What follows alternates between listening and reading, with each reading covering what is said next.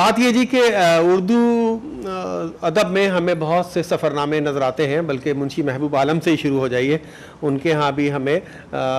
सफ़रनामों के अंदाज़ की तहरीरें मिलती हैं जिसमें उन्होंने सफ़र किए और उसको लिखा। सर सैयद के यहाँ हमें सफ़रनामे मिलते हैं उर्दू में, मुस्तनसर हुसैन तारड़, कमर अली अब्बासी, अमजद इस्लाम अमजद, और ऐसे ही हमें बहुत से लोग मिलते हैं जिन्होंने सफ़रनामे लिखे। लेकिन मैं हमेशा एक ख़त खींचता हूँ, दो तरह के मुसन्निफ़ीन हैं, एक वो जो किसी काम से इंग्लैंड गए थे और वापसी में उन्होंने सफ़रनामा लिख दिया, और किसी मीटिंग में गए थे और वापस आकर सफ़रनामा लिख दिया, किसी कॉन्फ्रेंस में शिरकत का मौका मिला और आकर सफ़रनामा लिख दिया। लेकिन हमारे यहाँ ऐसे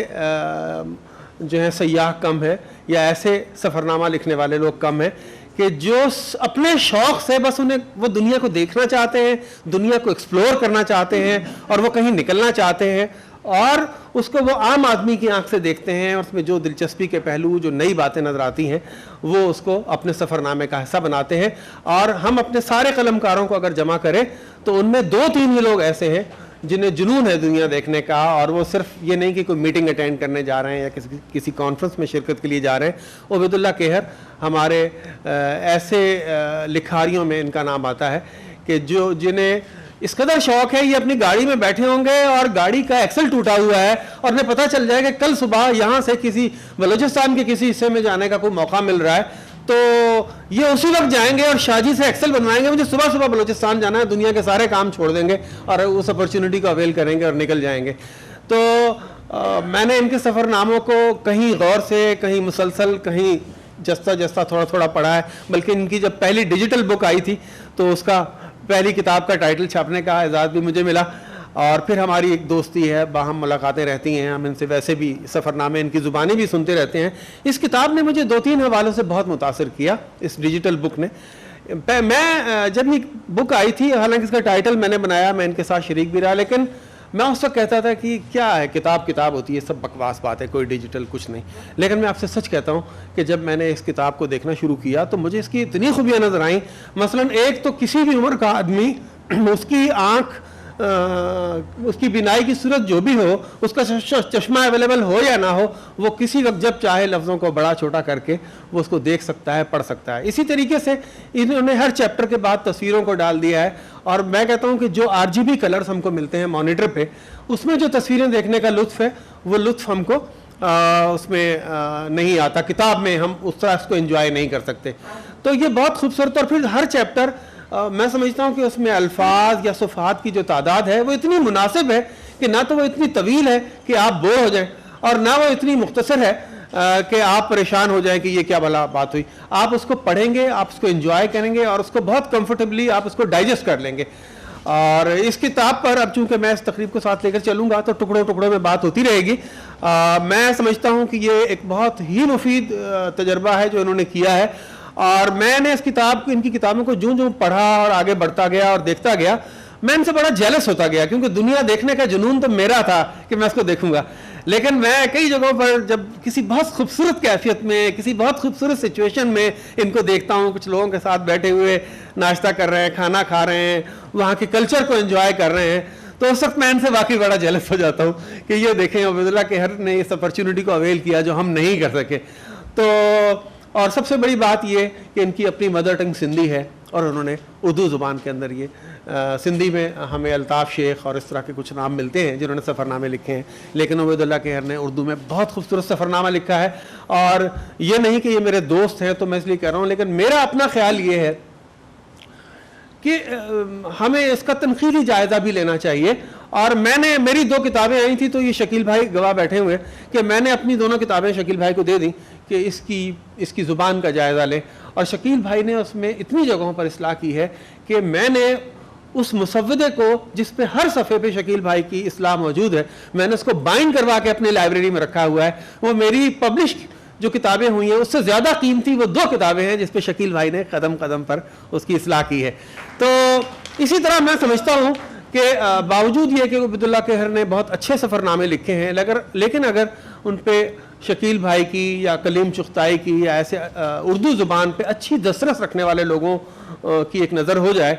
तो मैं समझता हूँ कि ये सफ़रनामे और अच्छे हो जाएंगे, मज़ीद अच्छे हो जाएंगे। मुझे यकीन है कि अगर ये इसी तरह अब्दुल्ला कहर साहब मुल्कों मुल्कों घूमते रहे और इसी तरह सफ़रनामे लिखते रहे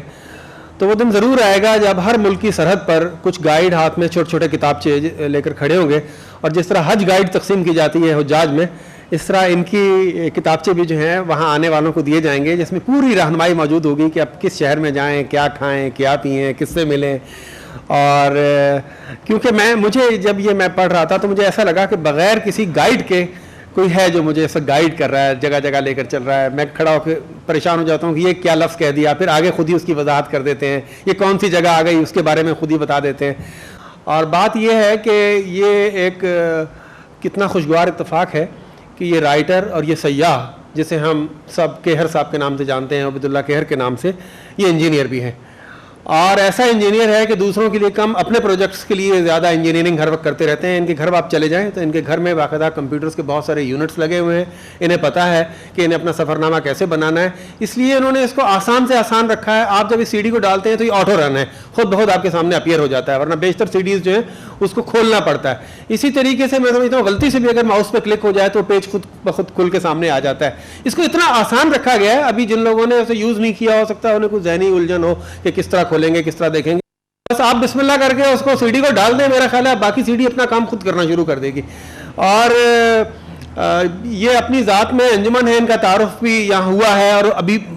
थोड़ा थोड़ा किस्तों में होता भी रहेगा कि एक ही वक्त में ये डॉक्यूमेंट्री के प्रोड्यूसर भी हैं, इन्होंने बहुत सारी डॉक्यूमेंट्रीज प्रोड्यूस की हैं। एक ही वक्त में ये टेक्निकल एस्पेक्ट जो होता है इलेक्ट्रॉनिक मीडिया का ख़ास तौर पे उस पर इनकी बहुत अच्छी नज़र है, राइटर हैं, सयाह हैं, और इतनी बहुत सारी खूबियाँ इनमें जमा हो गई हैं जिसकी वजह से ये अपनी सयाहत को बेहतर तरीके से डॉक्यूमेंट कर लेते हैं और बेहतर तरीके से प्रेजेंट कर लेते हैं। सफ़र बज़ात ख़ुद बड़ी मुश्किल चीज़ होती है और उसमें बड़े मसाइल होते हैं। मीर ने भी यही कहा था कि होते हैं बहुत रंज मुसाफिर को सफ़र में, फुर्सत नहीं मिलती कोई दम 8 पहर में, 100 शुगल हो पर ध्यान लगा रहता है घर में, फिरती है सदा शक्ल अजीज़ों की नज़र में। लेकिन ये हमारे कहर साहब को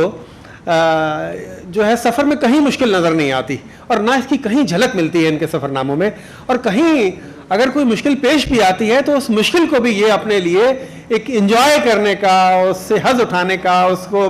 महसूस होने का एक वो उससे कोई जाविया तलाश कर लेते हैं और उससे भी अपने लिए खूबसूरत चीज़ बना लेते हैं।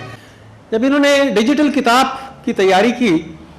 तो उस वक्त बहुत सी बातें इनके पेश नज़र भी थीं। क्या ये किताब के तौर से कबूल कर ली जाएगी, क्या इसे पढ़ा जाएगा, लोग इससे लेना पसंद करेंगे, रखना पसंद करेंगे। लेकिन इन्होंने हिम्मत कर डाली और मैं हमेशा ये बात कहता हूँ, वो शख्स, वो बंदा बहुत बड़ा आदमी है कि जिसने किसी काम में पहल की, जुर्रत की, कोई बात नहीं अगर वो नाकाम रहा तो भी उसने एक बड़ा काम किया। और वो शकीब जलाली का एक शेर है ना कि शकीब अपने तारुफ के लिए ये बात काफ़ी है, हम उससे हट के चलते हैं जो रास्ता आम हो जाए। तो इन्होंने उस लगे बंधे रास्ते को छोड़ा। ये रिवायती किताब भी छाप सकते थे, ये छोटे छोटे किताबचे भी हमें दे सकते थे इन मुल्कों के, लेकिन इन्होंने डिजिटल किताब बनाई। और मैं सच कहता हूँ कि इनकी पहली किताब जिसकी तैयारी में मैं इनके साथ थोड़ा सा शामिल रहा, मैंने उसको बहुत अरसे तक खोला ही नहीं, मैंने क्या पढ़ेंगे डिजिटल। लेकिन जब मैंने इनकी इन किताबों को पढ़ना शुरू किया तो आप यकीन करें कि मैंने अपने ज़रूरी काम छोड़ दिए और उसको मुकम्मल किया। इतना मुझे उसमें मज़ा आया। और मैं बहुत दावे से ये बात कह रहा हूँ कि जिन लोगों ने अब तक ये तजर्बा नहीं लिया है इस किताब का, वो इसको लेकर देखें, उन्हें बहुत मज़ा आएगा और वो किताब को ख़त्म किए बगैर उठ नहीं सकेंगे।